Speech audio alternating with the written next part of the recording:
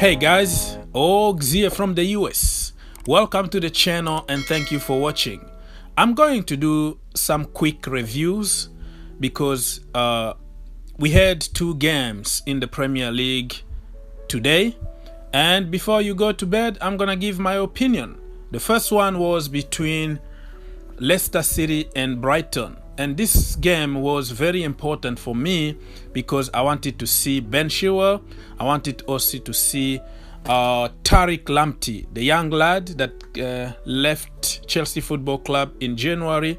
Remember him?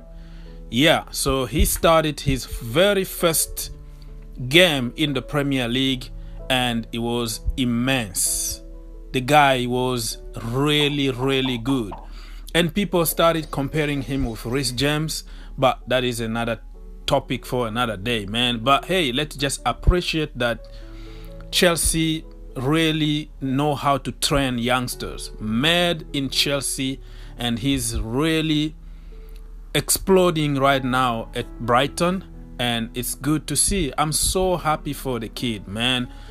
Reece James, I mean, we had no choice. Reece James, if you can say, he's better than Lamptey, and Lamptey was going to wait for a long time. We still have Aspilicueta, and you know, you need Lamptey to play, so we included the buyback clause. So if he really becomes very good, we can just go there, pay the money and get Lamptey back. All he needed is playing time. I'm so happy about Lamptey at the moment.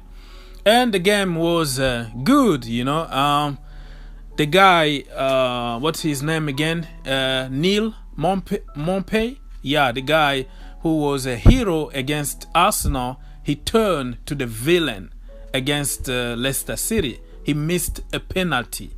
Man, I was so excited when they got the penalty because, you know, Leicester, we have to, you know, we have to push for top 3 instead of top 4. You know, we can now go in front of them. So I wanted Brighton to win this game so we can close the gap with Leicester and push for top 3. You know what I'm trying to say here? Yeah, but unfortunately Neil went from hero to zero in just one, you know, couple games. Oh, why did you miss that penalty, man? But you have also to remember that you are facing Schmeichel, which is he's one of the best goalkeepers in the league. So good save, I have to say it. I have to give credit to the goalkeeper. And it's all good, man. They share the point, and Leicester dropped couple points, and we are coming for you, Leicester City.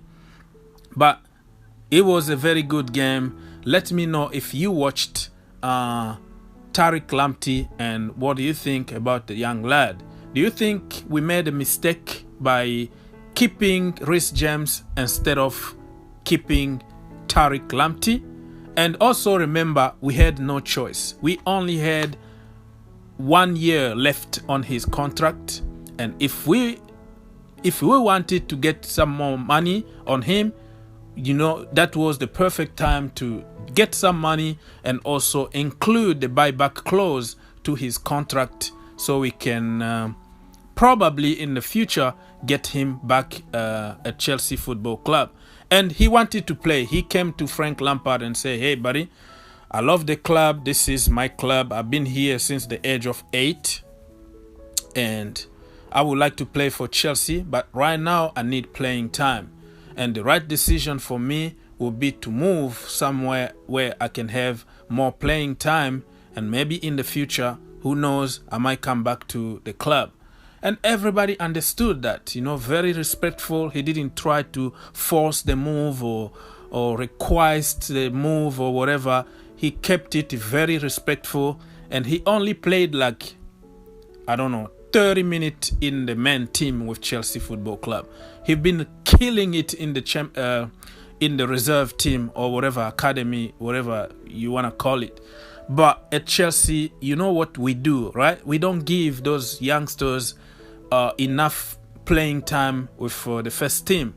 If he was playing in the French league or in the Bundesliga, Lamptey was going to have about 100 games right now in the first team, so that's why many youngsters would prefer to go to Germany, France, or I don't know, some other lower teams so they can have playing time. So I don't blame him. Well done, Lamptey, and maybe see you in the future. The second game was between West Ham and Spurs, or Spurs West Ham, whatever you wanna. It's a derby, it's a London derby in an empty stadium, so you can't really know where it's gonna be. But oh my gosh, West Ham been very poor. Last time they lost against Wolves at home, and today, I don't know what's going on with that team, man. They spent too much money under Pellegrini, to try to make the team. But right now, I don't know what's going on in that team, but it's very annoying even to see how they play at the moment. The problem is, every time we play against West Ham or any team in the league, they turn to be the prime Barcelona, the same team that beat us at the bridge, And I don't know, man. Chelsea, we need to improve our team. We can't take this anymore. Getting beaten by smaller teams is not acceptable for a big team like Chelsea Football Club. We used to kill teams from the get-go.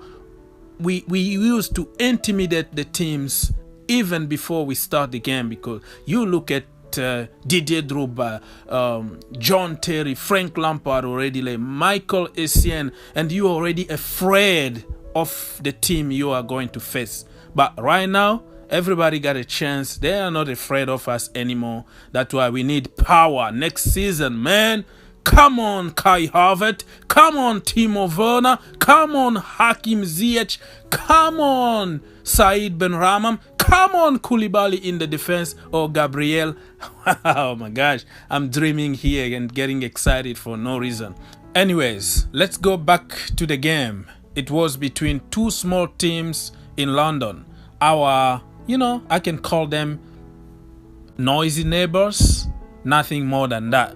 They are not in our league because we are Champions League winners, baby. Remember that? So they don't play in our league. It was just two mid-table teams playing, but it was so boring. That's all I can say. Okay, so let's take the banter away and talk about serious things here. The first half, 0-0. Son's goal was ruled offside correctly because the VAR got involved.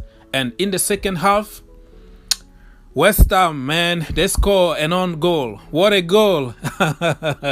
Oh my gosh, what a header. Come on. What's going on with West Ham?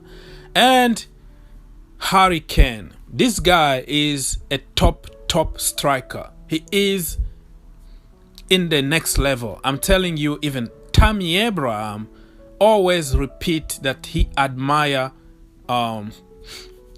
Harry Kane. This guy is so good, and you could see he was so emotional after such a long time out, and he just scored that goal. He took it very good. What a goal, what a finish. And he kind of embraced the turf. He was so happy about it. He didn't even know how to celebrate, and all he had to do is just to embrace the field and say, thank you, the God of football, for keeping me healthy, and I'm back. So Harry Kane, man, it's going to be a battle for who is going to finish top scorer in the Premier League, because Aguero is out. That is another topic that I'll be speaking tomorrow morning. He's out now, maybe for the rest of the season, and Kane could be the golden boot one more time. I mean, very, very good player. I have to admire him. And West Ham, man, this team could go down. And I was watching Declan Rice because if they go down, we are going to buy some of their players. So why not Declan Rice? I don't know, but since we've been linked with Declan Rice, I have to pay attention and watch how he's playing. And his stats are very good. You know, he's not like elite kind of center back that we are looking for, but he could be better than some of our defenders, to be honest with you.